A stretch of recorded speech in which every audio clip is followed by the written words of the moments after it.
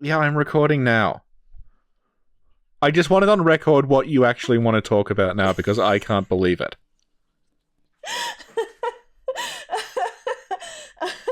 Well, Richard messaged me and he was like, "Hey, you want to talk about the lock shield?" No, that's not how it went down at all, and you know it. You said to me, let's do a podcast about the Loch shield, and I said, seriously, and you said yes. Please hit record. That was 28 seconds ago. So, we're apparently fucking talking about the Loch shield. Okay. The thing is, when I was playing the Bloodborne DLC for the first time, and I found this shield, I was very perplexed because Go on, Sinclair. What perplexed you about the Loch shield? first of all, it's not easy to get to, so it must be important. And then the description says that it's an artisanal shield crafted with blue glass. So, what's the blue glass? What does it mean? It must be really, really important too. And then it says, originally used to safeguard the leader presiding over a sacred healing church ceremony, and later supplied to tomb prospectors, in particular those exploring the labyrinth of Ease. And then I So, believe it said something along the lines of, the blue is fashioned after a lake, and the shield greatly reduces all forms of non-physical damage. Stats required. yeah. 11 strength, 8 dexterity. It has 160 durability, cannot be upgraded, and cannot take blood gems. Yes. Yeah, that So, concludes the Loch shield. That's okay, everything. no. Join us next week for a fucking discussion about the Kirk hammer.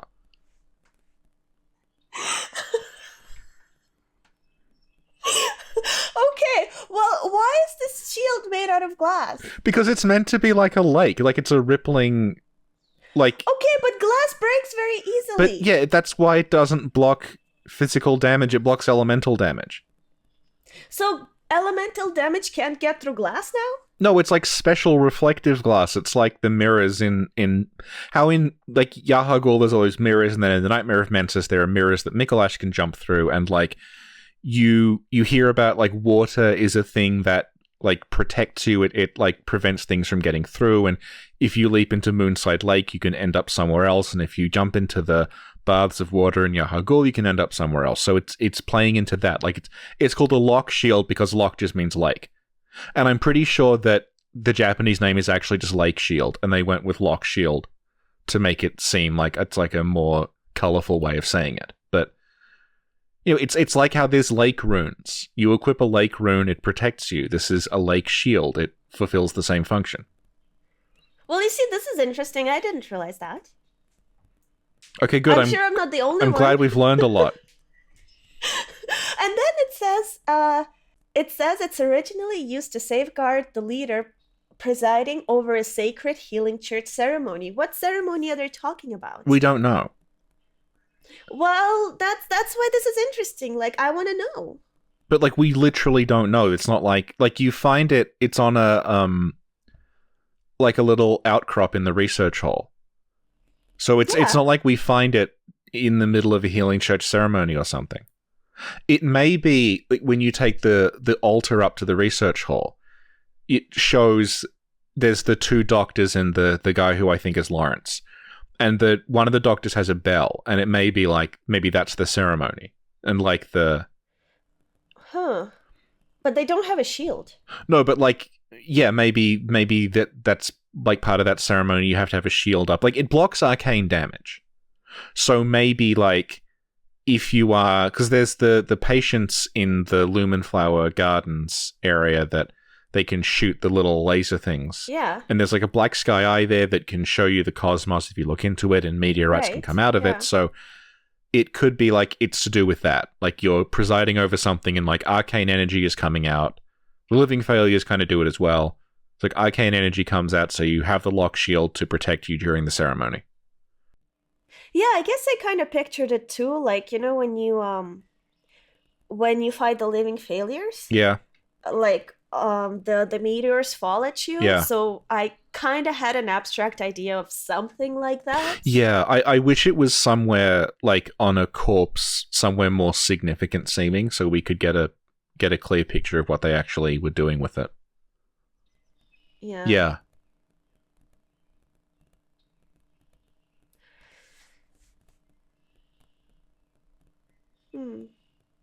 Does the design of the shield remind you of anything? It looks like a lake. I feel like it. No, oh my god, no! I mean, like, well, no, it doesn't look like a lake. Yes, it does. What lake? What lake looks like that, Richard? It's blue glass with ripples built into it. Okay, but the ripples are all like metallic. Well, it's a shield. Okay, well, lakes don't look like that. Okay, well, There's yeah. no metallic stuff on a lake. Okay, counterpoint, it's called the Loch shield, and Loch is another word for lake. And it says in the description, the blue is fashioned after a lake. Okay, the blue, yes, but the rest of it doesn't look like a lake. Well, no, that's otherwise you would just be carrying around a giant piece of glass. Like it should be in a frame. Okay. Fine. Can I point out how annoying it is that it requires 11 strength? Well, it's heavy. But no, but if you start Look at the frame. if you want to do a low-level arcane build, the origin that you pick has 10 strength. So you have to waste a precious level on 11 to get 11 strength if you want that arcane shield. If you want to be a real Mensa scholar like Damien and carry your lock shield around, you have to waste a level on 11 strength, which you won't be using for anything else. Yeah. So it says an artisanal shield. Yeah. Artisanal means... like artistic, like an artisan is someone who fashions that stuff, so it was fashioned by an artisan. Yeah. It just means like it's very like it's a master crafted piece of work. Yeah. So like who crafted it? Runesmith Carol, with the power using the pinnacle of rune technology, crafted this artisanal shield in Canehurst.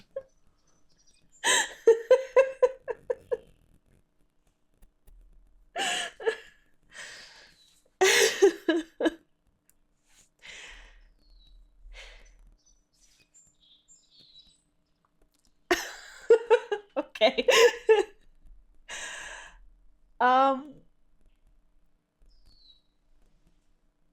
I guess that's it. Good. Have you been to East and seen Healing Church people with the Loch shield? No. I actually don't think any of the East people use it. But it's just a ceremonial one. You just use it for decoration. Damien of Mensis uses it.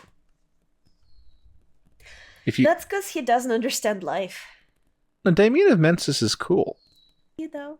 Yeah, if you summon Damien of Mensis, he will like spam choir bell and keep you alive throughout the fight.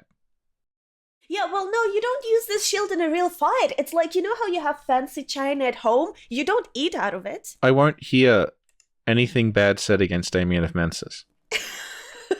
This is where I draw the lines in. Not my MVP.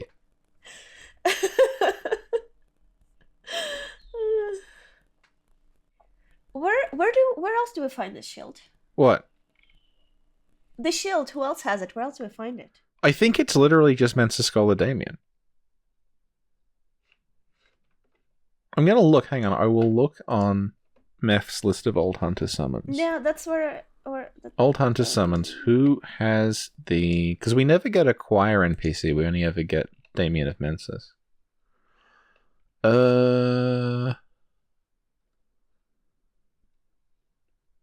I think it is just Damien. I'm looking at like the weirdos that show up in the Chalice dungeons. Mm-hmm. I'm really looking forward to like this showing up in the video to pad it out. Just me going, wonder if... Here we go, hang on. Lock shield. 1, 2. No, it is only Mensa Scholar Damien has a lock shield. Huh. Hmm. Okay, well, I guess that's it then. Mensa Scholar Damien looks like an older version of Volta. Do you think the game is saying he is Volta's father? Really?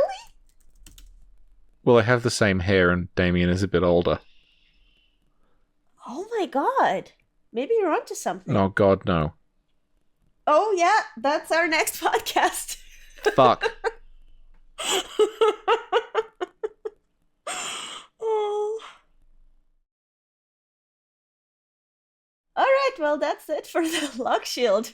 Thank you for this informative podcast, Richard. We're never talking about this again. Or are we? Do we want to talk about situations where the lock shield is useful? Okay. When you're fighting Ligarius and he does the skeleton, like the skull ball thing, you can block those with the lock shield. Okay. If you're fighting Mikolash, which I know you have no problem doing, but other people. Easy. Yeah, Yeah. you got him. It only took you about 18 attempts to take down Mikolash. And it's good that, you did it live as well. So not only was it annoying, it also wasted everybody's time. It can block damage from like arcane projectiles, but it can't really do physical. So it's good against arcane bosses. Mm-hmm. Go on. That's pretty much it. I don't fucking know. This was your idea. It's 12 minutes. 12 minutes. I thought you would have answers. I want to know what the ceremony is.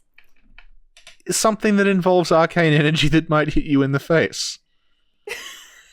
Imagine it as safety goggles.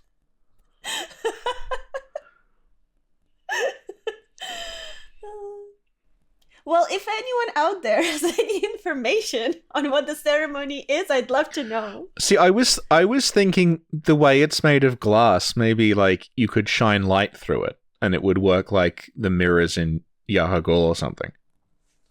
Mm-hmm.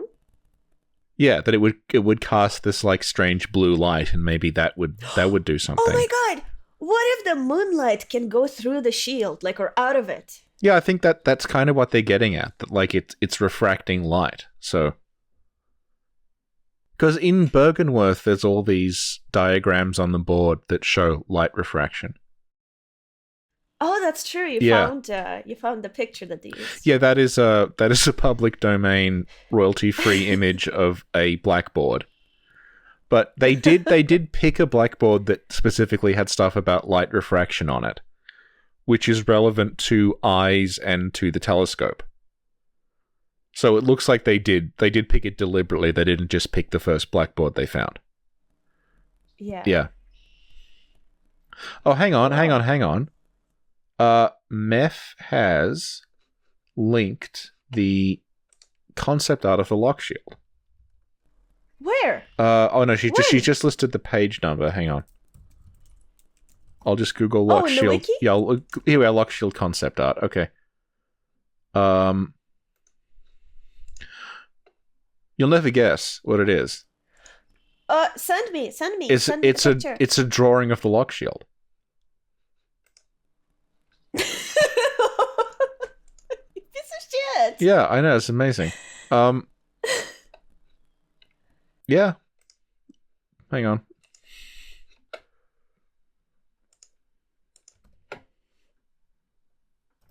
They prepare to be amazed. It's just sending. Okay. Holy shit. Huh. What's the thing on top? Is that a person? No, that's just like a design that the church use. Yeah. Why is the red? Why is the red? Yeah, that's ones? like the rippling in the water, but it is red and it does kind of suggest blood a bit. Yeah. It's like, it looks like it's swirling. Yeah, it's a spiral. Yeah. Yeah.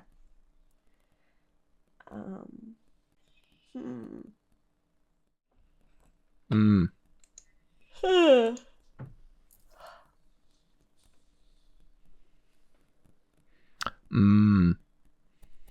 Mm-hmm. Yeah, so it's a lake shield. Works like the lake runes. 16 minutes.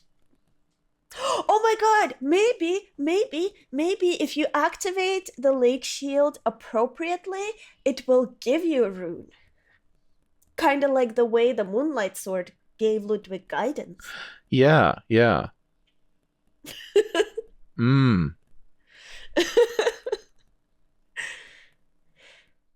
I think it's disappointing that you can't upgrade it.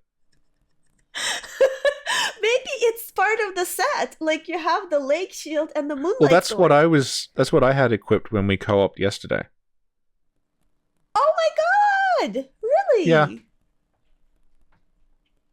What were you doing in my stream yesterday? You weren't invited. No, I wasn't invited. I was told. I was told I had to be there whether I wanted to or not, which isn't really an invitation. It's an invitation in the sense that, like, if a member of the mafia comes up to you and is like, "You're invited," like, you don't turn it down. But it's not strictly speaking voluntary.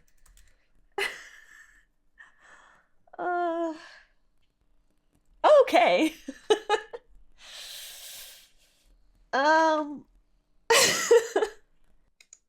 Do you think the Loch shield has anything to do with the Loch Ness monster? Yes. Okay, good. We'll get another 5 minutes out of that.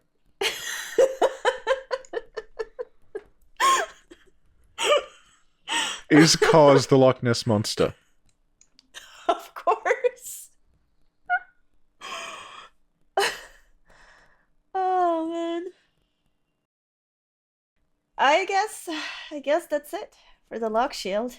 No, it was it for the Loch shield, like, quite a while ago. And the rest has been, how can we drag this out?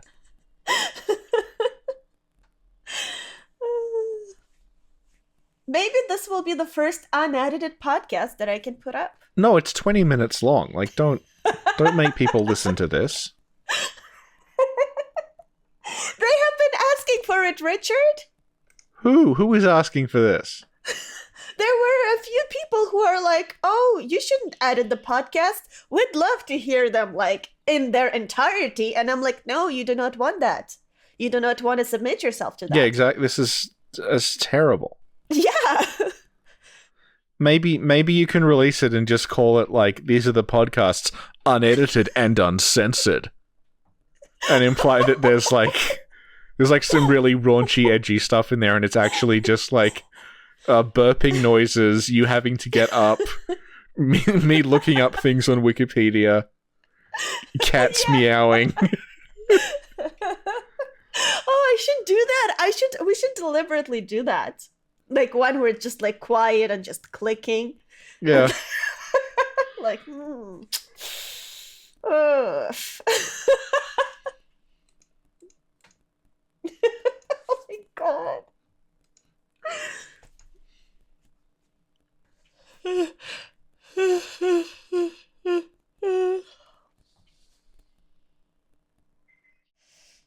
Do you have any other interesting topics you'd like to discuss?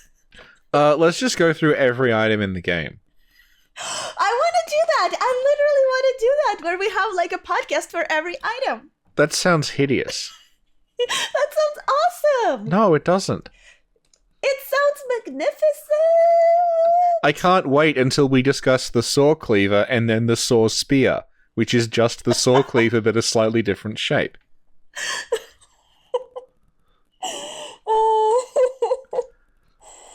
What's your favorite item, Richard? Like item or weapon? Whatever.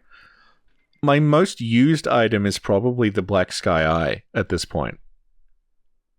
Because if you have very, very high arcane, you can just, like, snipe things with it. Oh god, we're not talking about the Black Sky Eye because it talks about garden friends. My favorite item is the Bolt Hunter's Mark. Okay, Okay, let's talk about that. The Bold Hunter's Mark is an item that allows you to respawn all the enemies in an area as if it were Dark Souls and you were resting at a bonfire. But unlike Dark Souls, it doesn't give you any of your blood vials or Quicksilver bullets back, and it doesn't heal you. So it's like a worse version of the bonfires in Dark Souls. Wait, the Bold Hunter's Mark? The Bold Hunter's Mark takes you back to the last lantern that you... Yeah, but then you don't lose your echoes. Yeah, but you don't... It also resets the area, so all the enemies come back. Yeah. Yeah, but... So it's like in Dark Souls when you rest at a bonfire. No, it's like in Dark Souls when you... Use a homeward bone. Yeah, exactly. Yeah, but in Bloodborne, you can't just touch the lamp and reset the area. You have to use a Bold Hunter's Mark. Yeah, you can. You touch the lamp, you go into the dream, and you come back. Yeah, but that's 4 loading screens. Are you that impatient that you can't even sit through 4 little loading screens? Well, I'd rather just use a Bold Hunter's Mark and sit through 2. And the image on the Bold Hunter's Mark is the Horsefish rune. No! It's the Upside Down Hunter. It's the upside down rune that we only ever see from that perspective. Why don't we use it right side up? No one ever does. Why I is it don't. always like that? I think it is supposed to be like a hanged person who's hanging upside down. But maybe it's a person that's standing on their feet and they're like, "Yay, party!" You know? Yeah, could raise your hands up. Could be, yeah. Yeah. What if it's actually like a praise the sun equivalent, but we're just looking at it wrong? It is actually, yeah. It could be a gesture. You know how making contact... Oops. You know how making contact is supposed to be something about triangles or whatever?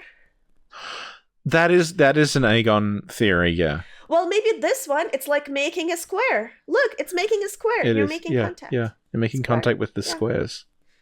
Yeah. Yeah, that's good. Yeah. Mm-hmm. It's very good. Did you know that the Hunter's Mark description got changed when it was patched? Perhaps. It's I don't remember. Oh, it's really interesting. I'm so glad we're talking about this. Me.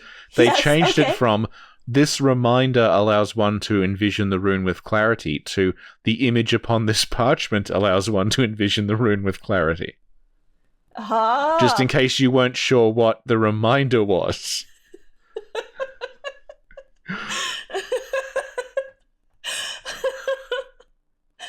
Yeah. This represents like a tarot card? Kind of. I don't know if it's that specific. Why not? Because you see a whole lot of corpses that are hung looking like the Hunter's Mark. So I don't know if it's so much like... For reference, the tarot card we're talking about is the Hanged Man. And it does show a man hanging upside down.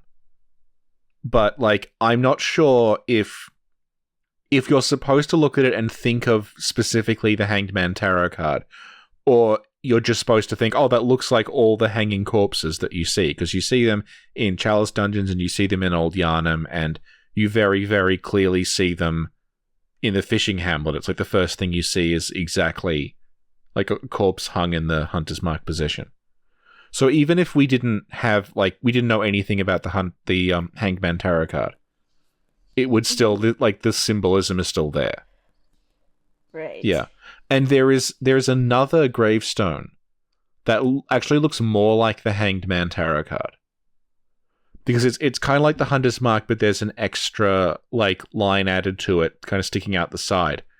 And that matches very closely the design on a lot of Hanged Man cards, where the man is hanging upside down, but his legs are also kind of crossed at the same time, and one leg is sticking out the side. Yeah. Yeah. Cool. And what does the upside down hanging man tarot card mean? It means a lot of things, but like I'm cautious about like going that deep into the Hangman Tarot card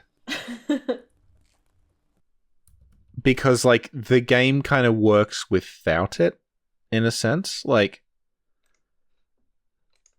it, the Hunter's Mark looks like a corpse hanging upside down whether you know about the Hangman Tarot card or not. Right. And there's a bunch of different possible interpretations for what the Hanged Man means. Mm-hmm. Yeah. Can you name one? Well, why don't I just look it up on Wikipedia?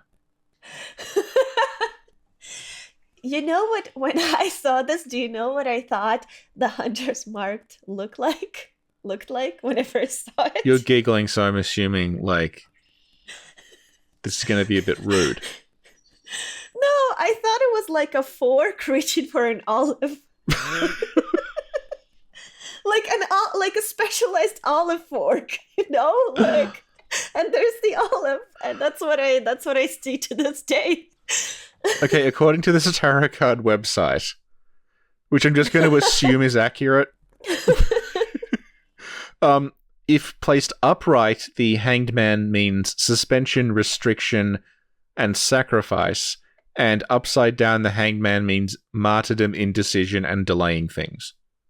So it can be put either way, up or down. All tarot cards have different meanings depending on what direction they're facing. Huh, I didn't know that. Interesting. Redgrave has a whole video on the Hunter's Mark. Just watch that. Yeah, it's a very good video. It's good except for the parts I disagree with. What parts do you disagree with? Oh, it's all bad. No, I do think he's completely right. I would just like I don't disagree with anything he says specifically, but I would like add to it. What would you add to it? Because the way that what happens is when you are ministered, you get that vision of the messengers crawling on you. And then the doll says, you found yourself a hunter. Like she's presumably talking to them. Right. And the reason that you are bound to the hunter's dream is you have the hunter's mark in your head. So what is going on is it looks like that might be the moon presence's rune. Because it is your link to the dream, and that is being sustained by, not sustained by, but like you are being sustained in a sense by the moon presence. Like the moon presence is, I don't want to get into like the ontology of how everything works because I don't understand it at all, but we'll just say the moon presence is responsible for what is going on. So when it marks you and makes you a hunter, you get that rune. So it looks like that is something to do with the moon presence, that rune. And it has branded you with that. So I am wondering if that is like the moon presence's own rune in the same way that there's like runes for Erden. That maybe like the hunter rune is actually the moon presence's rune. Mm-hmm. Yeah. And the way that it does look like ignoring the Hanged Man for a second and just looking at what's in the game, the way it looks like the corpses that are hung upside down, and the way the moon presence, like, it traps you and you can't die. It's almost like it's symbolizing someone who is dead and sort of in limbo, almost. Yeah. Yeah. Cool. I want to ask you that, kind of relating to that. Do you know a lot about the messengers? No. Can you tell me what you know about the messengers? What we know about the messengers is, at the very start of the game, when you get ministered, messengers crawl on you, and the doll says, oh, you found yourself a hunter. And presumably she's talking to the messengers. The thing is, she might be talking to the messengers on behalf of the moon presence. Because it's possible that the reason they're on you is that the moon presence has, like, sent them out to brand you. Like, we don't know to what degree the messengers are like making their own decisions, and they could just be the moon presence's minions for all we know. Mm-hmm. All she says about the messengers is like, oh, they're little things, they live in the dream, and they're sweet. Yeah. And they follow hunters around, and they don't seem to... A lot of the way they're animated and described is like they don't understand what's happening. They're just sort of like... They're like children. So like the messengers that give you the gun at the start of the game, if you look at them, they're pointing the gun at themselves and like looking down the barrel. Yeah. Yeah. That's dangerous. Yeah, so they're like, they don't know what this thing is. They're just like, oh, what's this? And... like the ones in the bath, they doing this like, hey, yeah, like they're like rubbing their fingers together, like, you got some echoes for me, like, and like there's like one that just looks bored, and he's just resting his chin on his hand, just like looking off into the distance and ignoring you. Aww. And with the way you give them little things to wear, it's like they're just sort of delighted that you give them like a ribbon that's completely soaked in blood, and they're just like, ooh, ribbon, and put it on. Aww.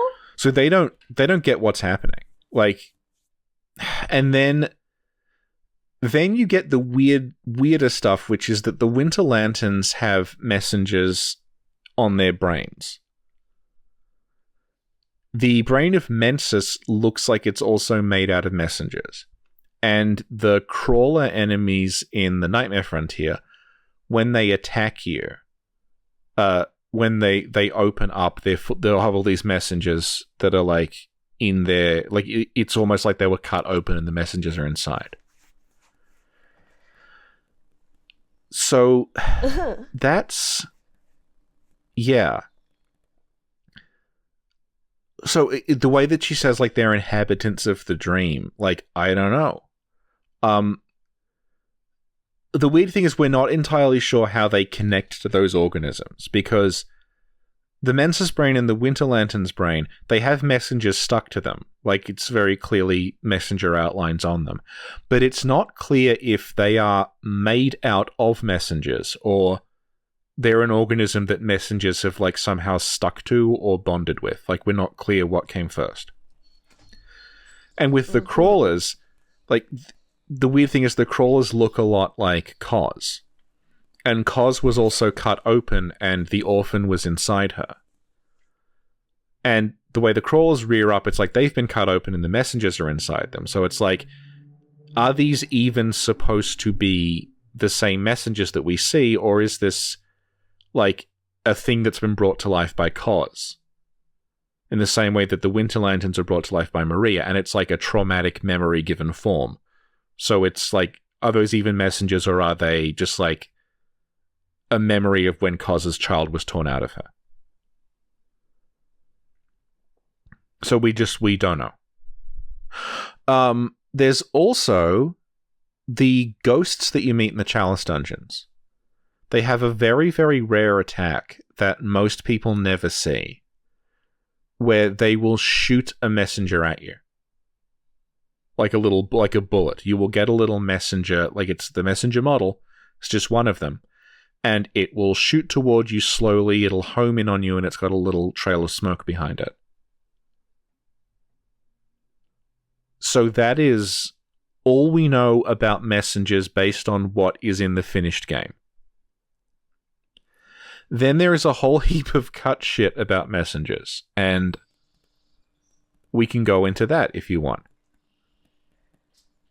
Yeah, let's go into that. Okay. So, very first version of the Nightmare Fog that you went through to fight bosses, that had messengers in it. Yeah, they have messengers. Yeah. Little messengers are crawling around in the fog, and they're like they're either reaching out toward you or they're warning you to stay away. Like, it's not clear. And that is still like, that is in there if you look at Lance's alpha stuff. He just straight up restored it. It's there. You can look at it. It's what it sounds like. It's Nightmare Fog with messengers in it. There is the little messenger bullet thing I was mentioning. There is a cut enemy who you can still access in the developer chalices that Zully opened up, and it's another ghost enemy. It looks like an old man instead of a woman. It's like an old man, and the bottom part of him is just smoke. And he has an attack where he shoots out a spread of 5 of those little messenger bullets, and they home in on you.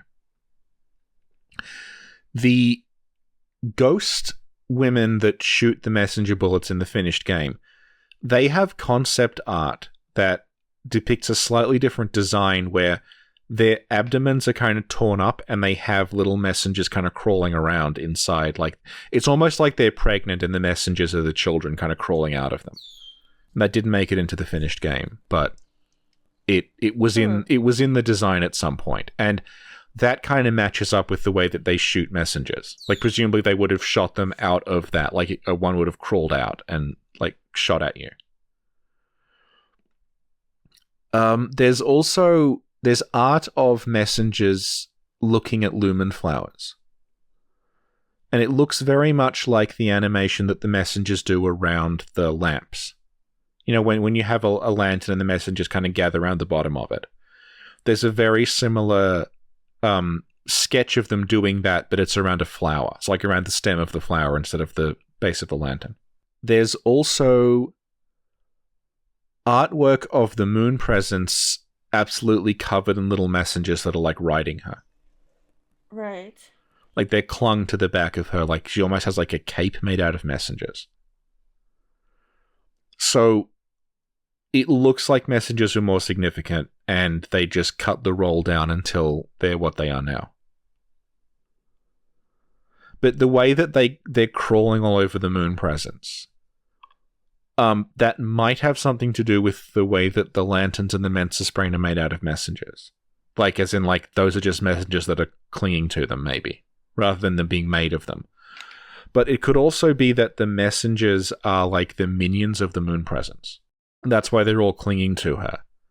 So when the messengers, like, when they give you things and they appear in the nightmare fog and they brand you at the start of the game, they're doing that on behalf of the moon presence. Like, the moon presence is trying to keep the hunters going, so, like, on her behalf, messengers are giving you weapons and passing notes around and stuff. Cool. There's also messenger gargoyles in Yharnam. Right. And I don't quite get it. Like, it's an obvious link to the Thumerians that there would be messengers in Yharnam. I don't know.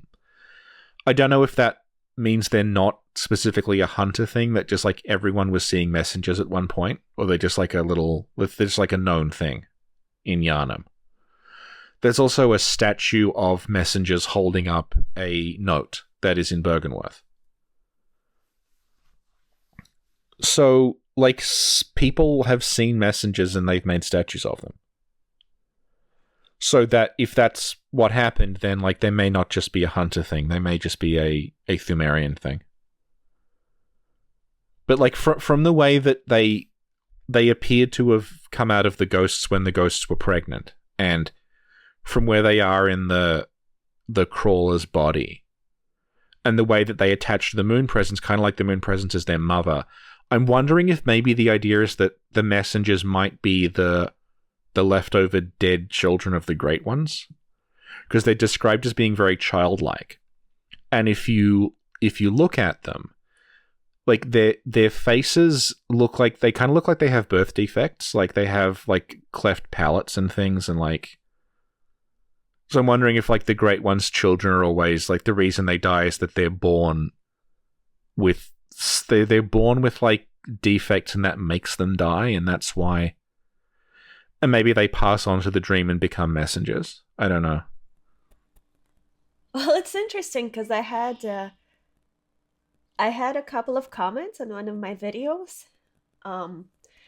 where people wanted you to talk about the messengers, and you like literally answered, I think, everything that was asked. Okay, and in a podcast about the lockshield.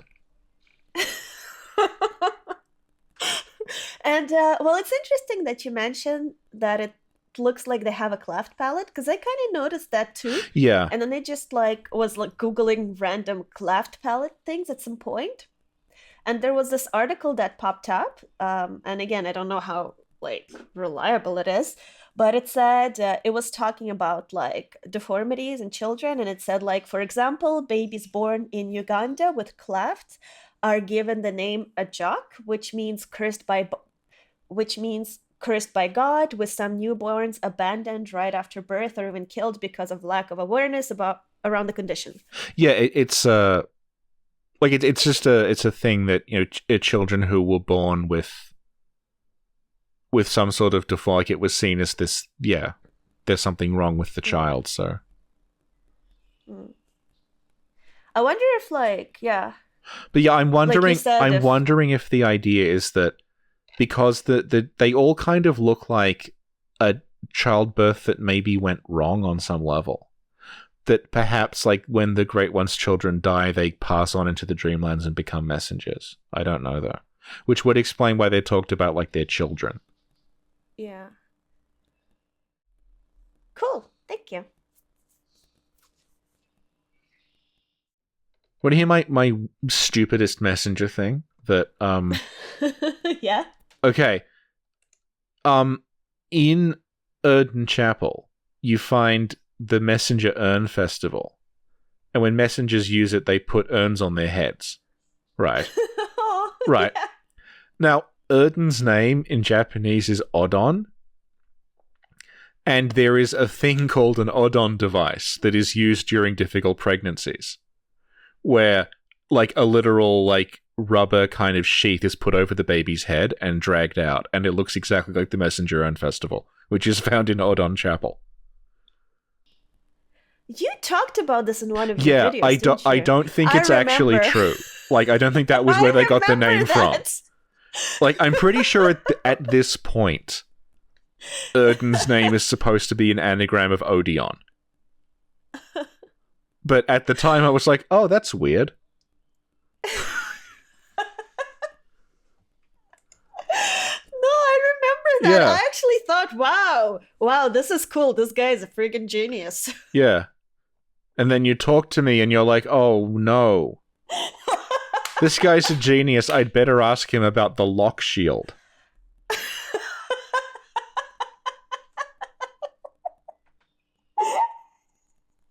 Oh, actually, I just noticed, like, if you look at the concept art of Rom,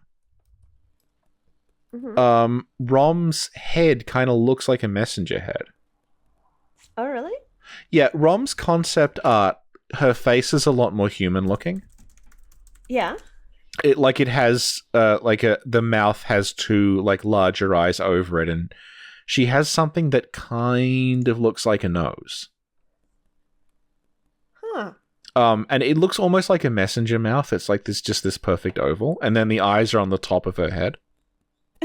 Interesting. Rather, like, the version we get is just eyes all over the place, but the concept art version, like, it looks like a human head. Yeah. That's, like, deformed, and then it has a whole lot of eyes on the scalp. Yeah. Yeah. It does have that sweet little messenger face. Back to the lockshield.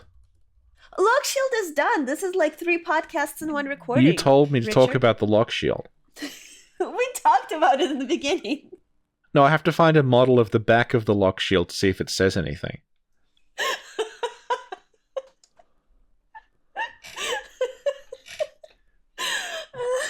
I admit it, I killed Maria, Ludwig.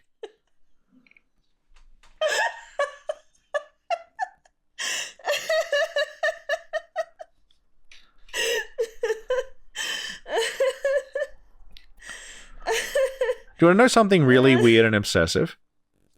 What? Amelia's pendant has writing in it. Yeah, I saw. Yeah. Laura dug it up. Astrolace, yeah. We have no idea what it says. It just looks like a scribble, but it does look like it was text at one point, but it's so low res we can't figure out what it said. Did you ever figure out what that picture was about? Maria's picture. Yeah. It looks like what we drew, which is like it's someone standing with like a shaft of light behind them. Mm-hmm. But it's too low res to figure out what it was. Like she it's probably like German. We should have a podcast on Gurman. Didn't we just have a podcast about... We had one on Maria. Well, we've had one on the lockshield. That trumps all the podcasts.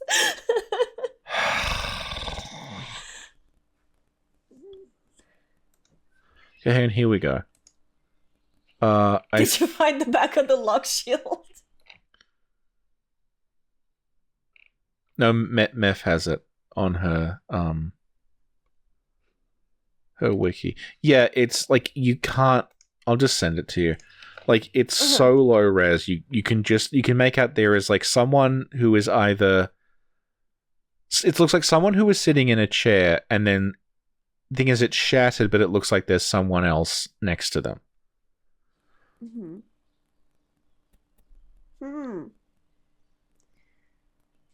Like that is literally that's the resolution it is in the game. So. Oh yeah. Like, I don't know. Cool. Okay, what time is it for you? It is just on 2:30 a.m. Well, I think it's about time for you to go to sleep, Richard. So I can cut up tomorrow and talk about what else is there. We're going to talk about the boom hammer. I like the boom hammer. It's my favorite name for a weapon in a game ever. Yeah. The boom hammer. Yeah. It's like straight to the point. It's exciting. It's cool. It's like boom. Yeah. Yeah. Yeah. It's like the slice knife or like the cutting knife. The pew pew pew gun. As I said pew pew pew, I did the thing with my fingers. Yeah. They looked like they were guns going pew pew pew. We should no, it's not. We haven't done enough. We have to not only talk about every weapon, but also all the variants of every weapon. Like the lost and uncanny who lost it? Why is it so uncanny? Is there a variant of the lockshield? No. Doesn't that bother you? It did a bit. It annoyed me that you couldn't. I thought you should at least be able to upgrade the lockshield so it blocks more damage. So the fact you can't upgrade the lockshield was like, oh, it's a bit disappointing. Well, because I explained it to you, it's a decorative shield mostly, like ceremonial. Yeah. You don't actually use it to fight. The prospectors in East use it to fight. No, they shouldn't have had it in the first place. They were confused. The thing is, I don't think they actually do have it. I think it's just Damien. Damien was confused. It's like Richard, okay. You know how you have, like, clothes that you wear every day? Yeah. Then you have clothes... And then you have clothes that you only wear on special occasions. That's what the shield is. You just don't go out with it every time you need to fight someone. You only bring it to ceremonies, like your special clothes. Yeah, and they worked out really well for the healing church in the end. What do you mean? Because they were completely destroyed. Were they, though? Yeah. I don't know about that. Well, no, I think they were completely destroyed. You beat the game yesterday. I was there.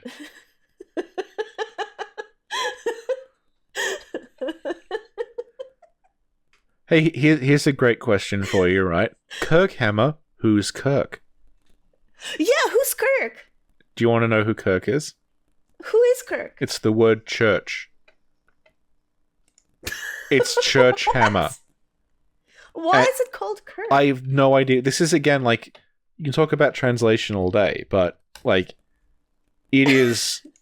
Hang on, unless I am wrong, I am reasonably sure it's church hammer. Someone translated it from in the Japanese text, it's just church hammer. And I guess, like, I don't know if it was a mistake. They may have just thought, oh, Kirk hammer, that sounds cool. That sounds like a technical term. So... But yeah, it is, in Japanese, it's just straight up church hammer. But the word church, is it written in English or in Japanese? In Japanese. It's the same, like, it's kyokai. It's the same word they use for church throughout it. Yeah. Okay. Yeah. Wait, so kyokai and then turned into kirk? No, they translated it to church, and then I guess they turned church into kirk at some point. Like, I don't mind it. I think it's a good name because it sounds like a special. Yeah, I can believe something called a Kirk hammer exists. Yeah. I envisioned it like a guy named Kirk. Yeah. Like made this contraption and it's named after him. Yeah, it's like there was Ludwig's Holy Blade. Yeah. And then after Ludwig killed Maria, they hired Kirk as the new captain, and he had a hammer.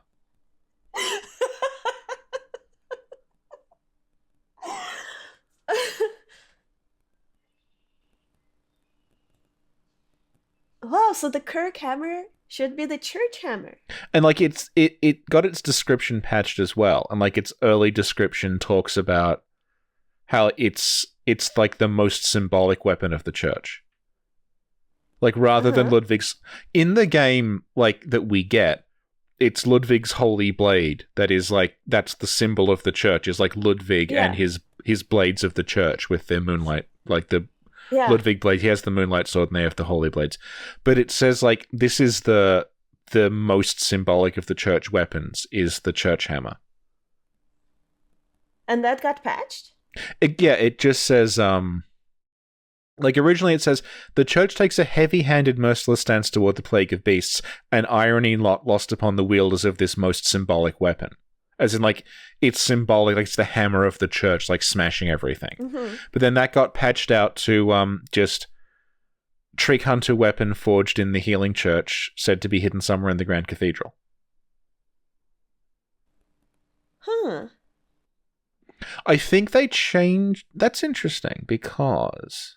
Oh, yeah, no, Healing Church Workshop, yeah. I thought for a second it was referring to the abandoned workshop, but it's the Healing Church Workshop.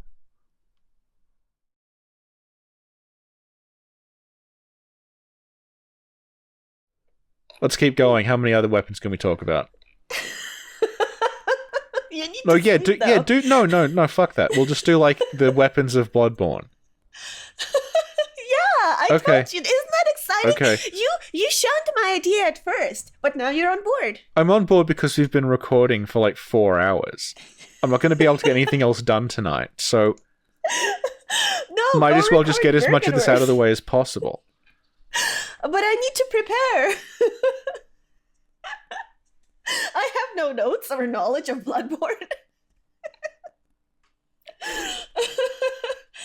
Oh man. Oh god. Let's talk about the boom hammer. No, well, we could still talk about the Kirk hammer, the church hammer. I think we're done with the Kirk hammer. I don't know. It's made of silver? Is it?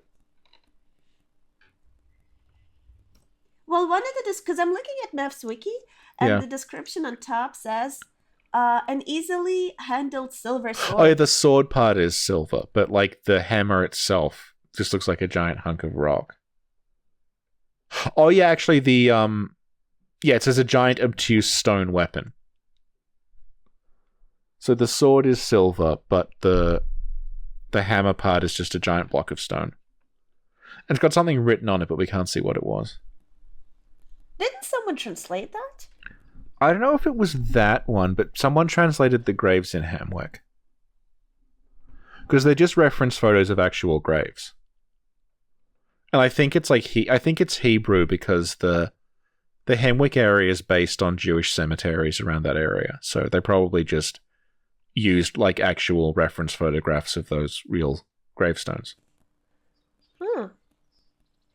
The Kirk hammer was actually the first weapon I used in Bloodborne. Yeah? Yeah.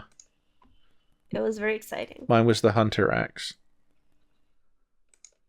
And I realized that in its transformed mode, it could hit Gascoigne through the gravestones, and that's how I beat him my first time.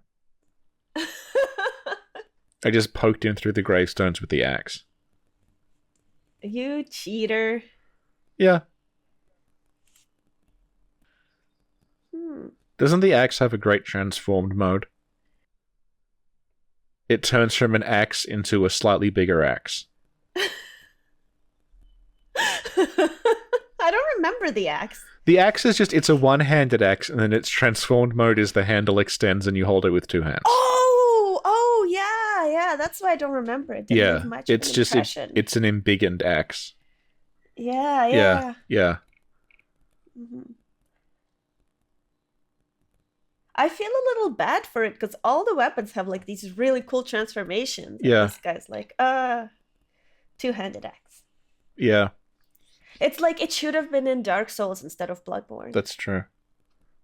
I hope they make like another 6 Dark Souls games. Maybe the axe will make an appearance in one of them. Well, yeah, I hope like they just keep... If they're going to keep making sequels, just keep making Dark Souls sequels. Like, I'm serious. Like, just keep making Dark Souls sequels and like leave Demon Souls and Bloodborne and like whatever other stuff they come up with as like a little side thing. Like away from the main series, and then we'll all be happy. We will all be happy. I feel like every time we record a podcast, you slip that in. Like, keep making Dark Souls sequels, don't touch Bloodborne or Demon Souls. Well, see, like, Bloodborne is kind of Demon Souls 2 in a lot of ways. Even though it isn't literally. So when people say all shadows die twice, Bloodborne 2, it might be Bloodborne 2 in the same way that, like, Bloodborne is kind of Demon Souls 2. Yeah. Like, it might carry... If it's a... Do we know... Is it just Sony? Shadows Die Twice? I have no idea. If it's just Sony, it might carry that through.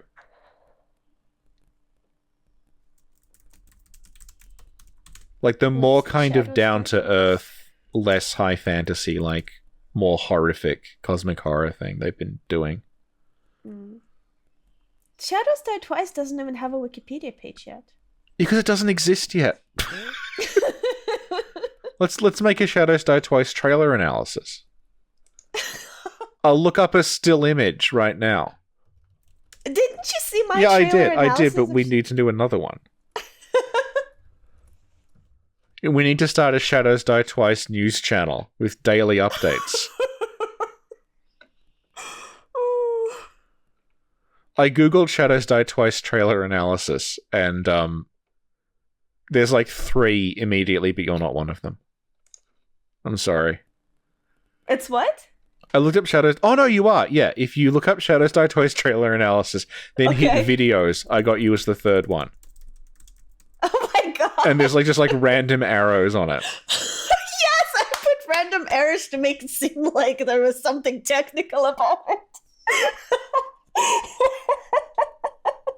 Hang on. I'll arrange by like...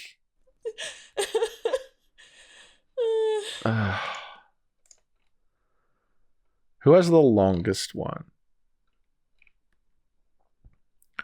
Well, Vaati's is 11.5 minutes.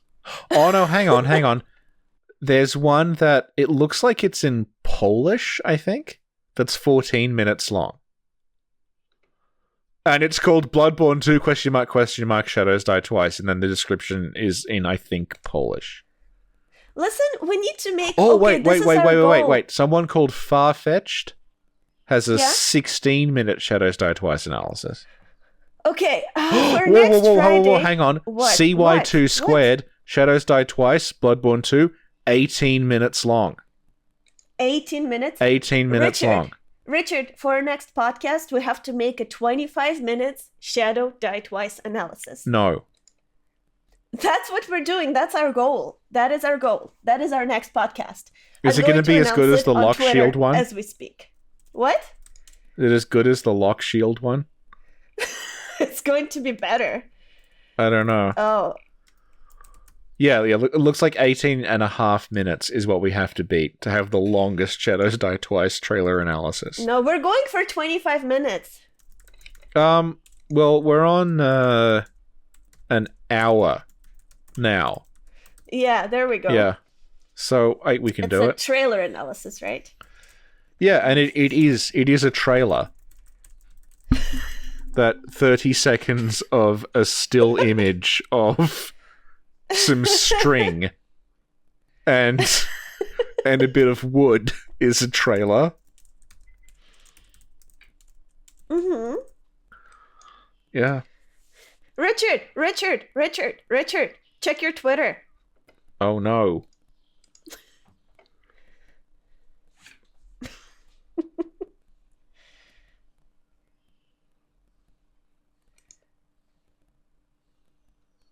No!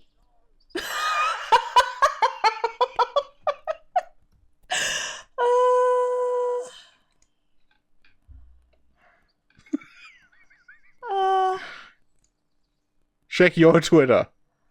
Oh god. Oh, I'm scared. Stop!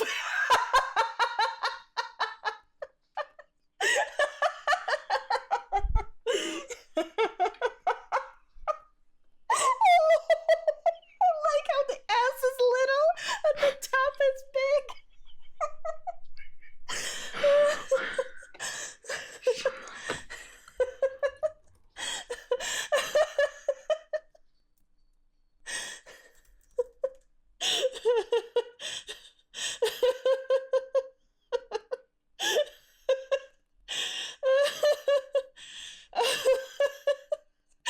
Oh my god.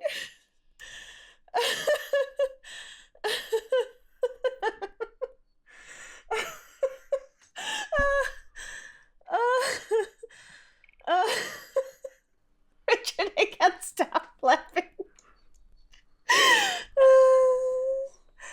Okay, Richard, Yes. Richard, Yes. check your Twitter. Oh Check no. your Twitter.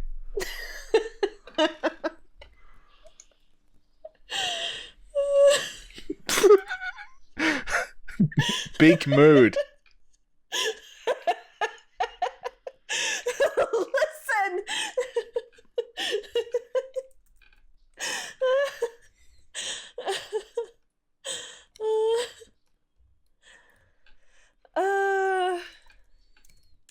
Oh my god.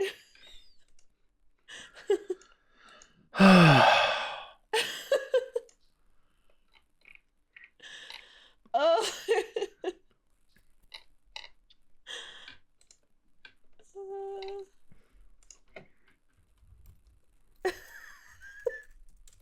Okay, wait, I have a reply. I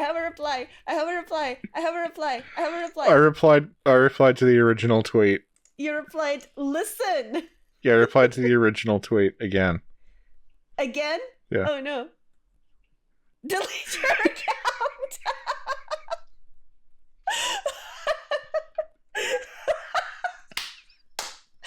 Oh god.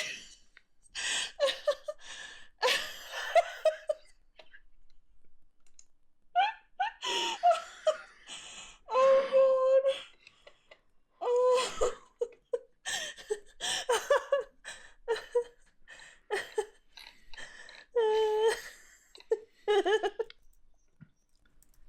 Oh wait, I'm replying to delete your account. Wait. I'm replying. Oh no, where? Oh, it didn't save. Wait.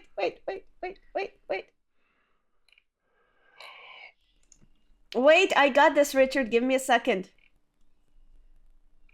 Okay. Fucking got this. It's gonna be cute.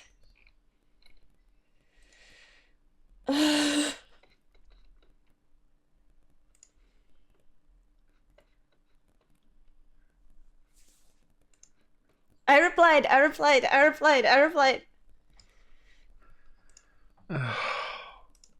Did you see? Go look. Oh my god, I forgot to tell you. What? After, I went out today and I helped a Russian man find things at the hardware store. So, your people should be nice to me now. After all I've done for you. Where I helped that man find the right kind of nut. Oh my god, that is so cute. How did that happen? Was he speaking to you in Russian and you were like, no, he just had a really strong Russian accent and he was like, he was looking for nuts for he was doing some plumbing and I I helped him find the right ones because he was trying to find like a certain width. Did you volunteer, or was he like, hey, you? No, I was there as well because I was also buying nuts. Oh, that is so cute. Helpful Richard is helpful to the comrades. Yeah, and this is my thanks.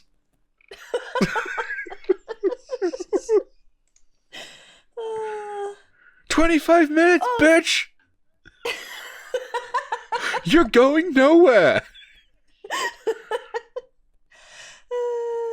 Okay, if you seriously wanted to, like, we could talk about other From Software games that are not Souls, and, like, how that might influence Shadows Die Twice.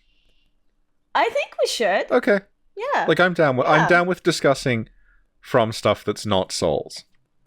Mm-hmm. Look, I replied to listen.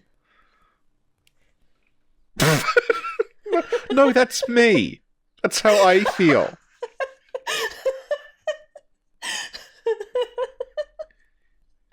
Flame war on Twitter. Oh god.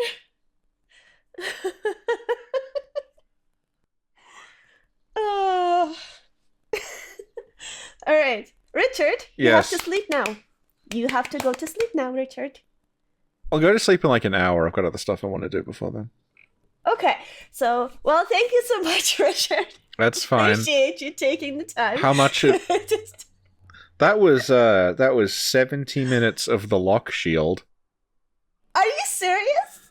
Yeah, we're on an hour and 9 minutes right now. So what is wrong with us? There's something that's really, really wrong with us. I think the problem, or they can all be traced back to you.